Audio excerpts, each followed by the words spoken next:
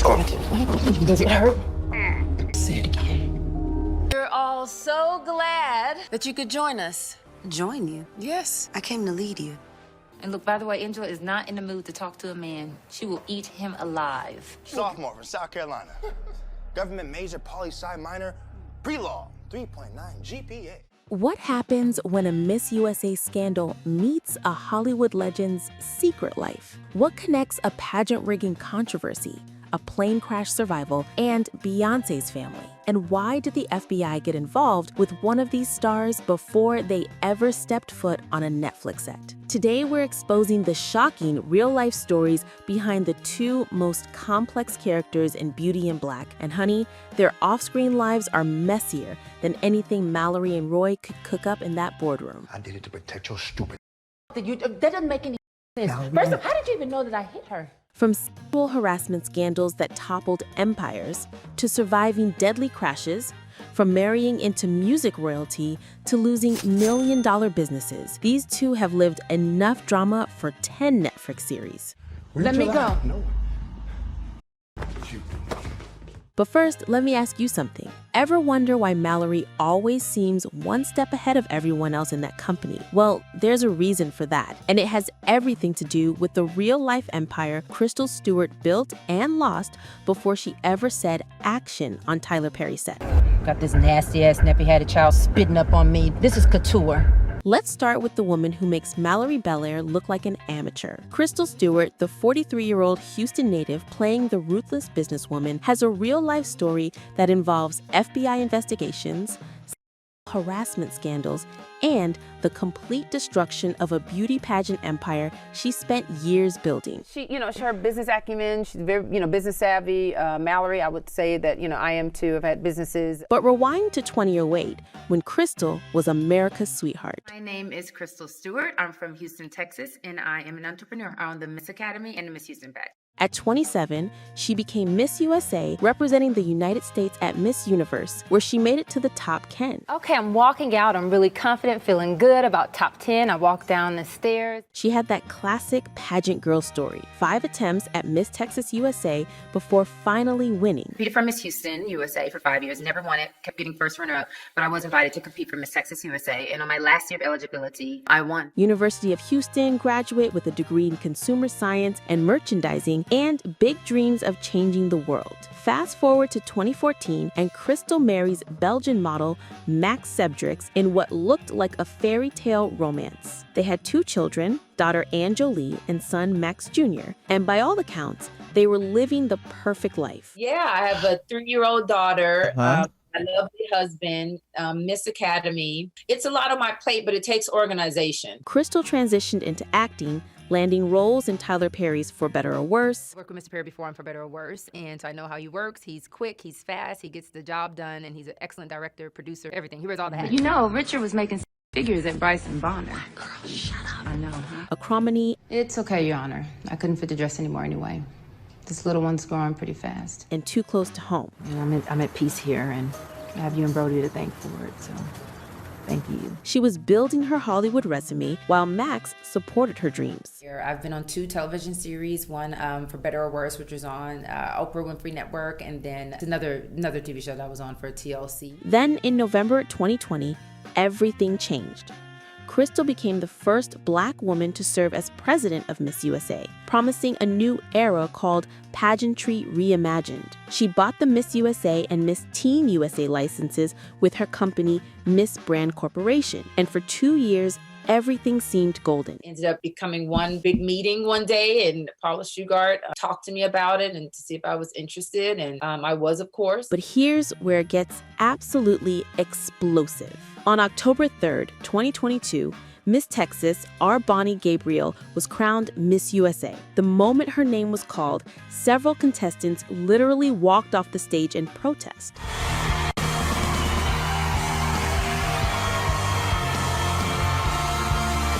Within 24 hours, over a dozen contestants were on social media claiming the pageant was rigged, with Miss Montana Heather Lee O'Keefe leading the charge on TikTok. I wasn't even gonna go there, but y'all said it, not me, so here it is. The accusations were devastating. Contestants claimed Crystal had done Gabriel's hair backstage, that Gabriel had exclusive access to national sponsors before winning, and that there were photos of Gabriel at sponsor events that other contestants weren't invited to. Miss Missouri Michaela McGee told reporters, "A lot of the girls felt like it was the organization's plan from the beginning for our Bonnie to win no matter who else was competing." Pageant coaching school of Miss USA sponsored all of the contestants, but gave an extremely more generous amount to Miss Texas USA. But the scandal was just getting started. In December 2021, multiple contestants from the previous year's pageant came forward with harassment allegations against Max Sebdrix, Crystal's husband and the Miss USA vice president. Taylor Hale, a former Miss Michigan contestant, went on record in an FX documentary saying that Sebdrix had cornered her in her hotel room, caressed her hair, and whispered, "You're so gorgeous," while kissing the corner of her mouth. The Miss Universe organization launched a full investigation. Investigation is for to show the facts and the transparency of what's offered as far as sponsorships and different things to the different state levels. By January 2022, Sebdrix was quietly removed from his position. But the news didn't break publicly until October 2022, right in the middle of the rigging scandal. In October 2022, Crystal and Miss Brand Corporation were suspended. The FBI was brought in to conduct an independent investigation into allegations of fraud, sexual harassment, and corruption. For 10 months, Crystal's life was under a microscope, while investigators examined every contract, every decision, every payment. The investigation cost Crystal everything. Her marriage to Max fell apart. They separated amid the scandal. Her business empire collapsed. Her reputation was destroyed. Former contestants were giving interviews saying they felt used as puppets and that they never stood a chance. In August 2023, the investigation concluded that the rigging allegations were false. But by then, it was too late. The Miss Universe organization announced they were parting ways with Crystal permanently. She had been cleared of wrongdoing, but her empire was gone, her marriage was over, and she had lost the position she'd fought her entire life to achieve. Today, Crystal's estimated net worth sits between $1 to $5 million, a fraction of what it could have been if the scandal hadn't destroyed her pageant empire. She's focused on rebuilding through acting, with Beauty in Black representing her biggest role since the controversy. Going to work. Unlike you and your trifling-ass brother, someone has to run the company. And the cruel irony, our Bonnie Gabrielle, the woman at the center of the rigging allegations, went on to win Miss Universe in January 2023, becoming the first American to do so in a decade. Official walk as Miss Universe! Meanwhile, Crystal lost everything. But if you think that's dramatic, wait until you hear about her on-screen husband story. See, I wasn't rich when going to GC. I wasn't a rich guy. You know, my mom used to clean the school. Really? Yeah, I used to do 200 receiving yards, 2 touchdowns, and then, guess what, nigga? Time to clean the stadium. While Crystal was building and losing empires, Julian Horton was experiencing his own devastating career collapse. But his story proves that sometimes your biggest failure leads to your greatest success. At 32 years old, this former NFL hopeful has transformed himself from a washed-out football player into one of Tyler Perry's most compelling villains, and his journey is nothing short of extraordinary. Born December 12, 1991 in Philadelphia, but raised in Atlanta, Julian grew up with one dream: making it to the NFL. From a young age, I've always wanted to play football. I've had the dreams and the ambition and just the admiration to go to the big league. He was a star athlete at Greater Atlanta Christian School, playing both football and basketball, and his talent earned him a scholarship to the University of Arkansas as a wide receiver for the Razorbacks. For 4 years, Julian poured everything into football. He studied communication and media studies while perfecting his craft on the field, convinced that the NFL was his destiny. After his senior season, his dream seemed within reach when the Tennessee Titans signed him as an undrafted free agent in May 2010. But then came the moment that would change everything. In August 2010, after just one preseason game, the Titans waived Julian. His NFL career was over. before it really began. Can you imagine? Years of preparation, a lifetime of dreams, and it all ended in a matter of months. Most people would have been crushed. But Julian's response was what set him apart. Instead of wallowing in self-pity, he did something most athletes struggle with. He completely reinvented himself. But here's what makes his story even more compelling. He didn't immediately jump into acting. First, he had to survive in the real world. Julian took corporate jobs, including working at Verizon Wireless, while wrestling with what to do with his life. He'd grown up doing school plays and making home videos with his siblings, even winning Best Actor in a school production. But acting as a career? That seemed like a pipe dream compared to his NFL aspirations. I was doing like stage plays for our school and things of that nature. I have siblings, so we making the home vids on the video, the camcorder and things of that nature. But in 2016, something clicked. Julian started taking acting classes while balancing his day job, getting headshots done, signing up for casting databases, and doing extra work, anything to get his foot in the door. He describes this period as attacking the craft with all I had, while fighting the inner doubt that told him he was crazy for switching from football to Hollywood. Annie Alonzo and Chris Warren, I've done Tough Love. I've done a couple things, bro. I've been in this game for 10 years now. This is the one that has allowed me to be seen. What's incredible about Julian is his philosophy. He calls it TMO, which stands for the most original. His whole brand is about being authentically yourself. And that authenticity comes from surviving the death of one dream and having the courage to chase another. In 2018, Julian made his film debut in Amazon Prime's The House Invictus. Sophomore from South Carolina. Government major, poli-sci minor, pre-law, 3.9 GPA. Which got picked up by several festivals and won multiple awards, including HBO sponsorship. His early TV work included guest spots on CW's Legacies. Watch it, Wolf. What'd you say to me? I said, watch it, Wolf. And BET's Bruh. Why don't you bounce, man? What'd you say? You heard me. As well as true crime series like Homicide Hunter. And then this guy Smitty comes out, and he's hollering at us. We tell him to leave us alone. And Fatal Attraction. But the real breakthrough came in 2021, when Julian made his theater debut in National Champions, starring alongside J.K. Simmons and Stephan James. This wasn't some small independent production. This was a major film with A-list actors, and Julian held his own. Okay, we give up. LaMarcus doesn't want to play. Let's just make him happy. In 2022, he appeared in Black Spartans alongside Neil McDonough and J. Alfonso Nicholson, continuing to build his resume with quality projects that showcased his range. And here's a juicy detail that adds another layer to his story. Julian is the first cousin of actor Donald Faison, best known for Scrubs and Clueless. I'm about to bust a mad sliz ice in your insides. So while Julian was grinding it out in Atlanta, working corporate jobs and chasing his acting dreams, he had a famous cousin who'd already made it in Hollywood. But Julian never took the easy route or asked for favors. He built his career from scratch. So from going to playing in front of 100,000 to having a brief stint in the league to having negative things happen to me as well. A lot of stuff that I didn't want to happen to me. When Tyler Perry cast him as Roy Belair in Beauty and Black, it represented the culmination of 8 years of relentless work. Julian went from a failed NFL player working at Verizon to playing a complex villain on Netflix's #1 series. The role requires him to portray a drug-addicted, abusive heir to a beauty empire, about as far from his real personality as you can get. I got a father that hates me, mother that hates me as well. Look at me talking to you.